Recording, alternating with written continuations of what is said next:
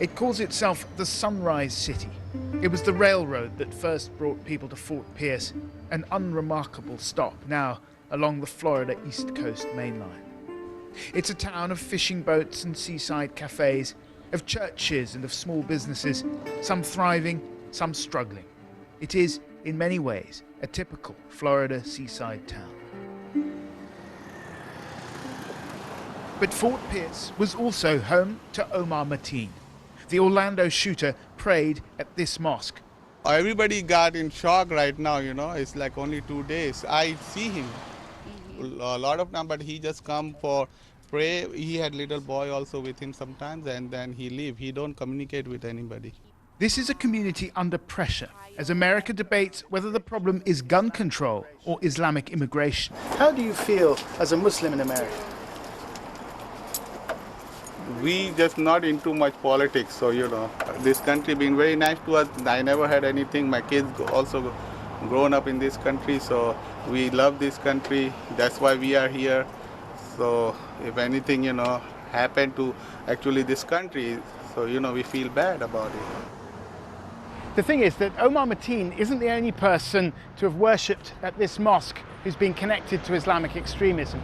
In 2014, Munir Mohammed Abu Saleh became the first known American suicide bomber to blow himself up in Syria, and he also worshipped here. Back then, it was the same story. The mosque said that he hadn't been radicalized here, that they've got no connections to extremism. Whatever the truth, it's put this little town right at the center of national attention.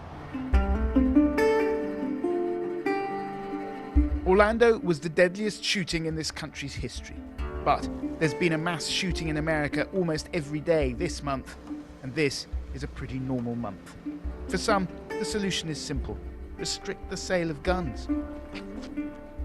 I ain't never touched a gun in my life. Never. These hands, I'd never touch a gun, but I see them. Weapon like that, no local person should have weapon like that. For he only make to kill people. But others are just as convinced that the answer is more, not fewer guns. It's a debate that rouses strong passions, one that fuels divisions over race, religion, and politics. Americans have to come first. American protection has to be first. But this guy wasn't American. He was an American, but he was raised with radical terrorist, thinking. We've got to protect ourselves. There's nobody else who's going to do it for us. How do you do that? I am going to get my concealed weapon permit. And I will carry because of what a gun. happened? Yeah, because of what happened. Has what happened in Orlando changed the way you think you might vote in November? Oh no, I've always been going for Trump. We've got to get rid of the politicians. Even if it's only for 4 years, let's get some things cleaned up. Maybe politicians will then learn, hey, we've put in here by the people. We're supposed to be working for the people, not working for ourselves or for big business. The partisan paralysis of the Obama years has left many in America disillusioned with the whole political class. Donald Trump is capitalizing on that. In the aftermath of Orlando, he repeated his call for a halt to Muslim immigration. Sugar-free today. Sugar-free, so I like that. For many, such suggestion goes against the very spirit of America. But the mayor of Fort Pierce says that some people are asking whether they've been naive. People right now are saying maybe we need to pay attention to what the Muslims are doing in our country. Maybe we do need to pay attention. Nobody wants to hate, though. Americans don't want to hate. They do not want to do that. And they want to be tolerant. Fort Pierce has the same social and economic divisions you see across America. On one side of the tracks, the affluence of a town attracting businesses and tourists.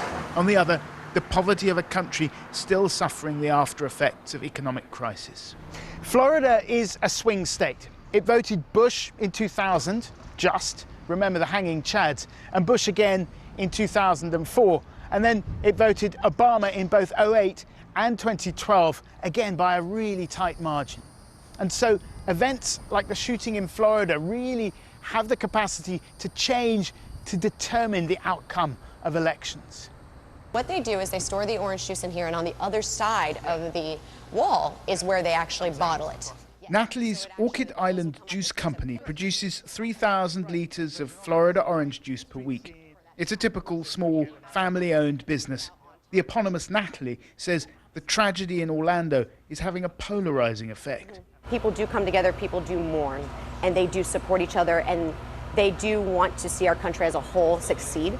But I think we're at the brink of change with an election coming up, and so I think each person stands on a certain side of the political spectrum, and I think it's only pushing them further.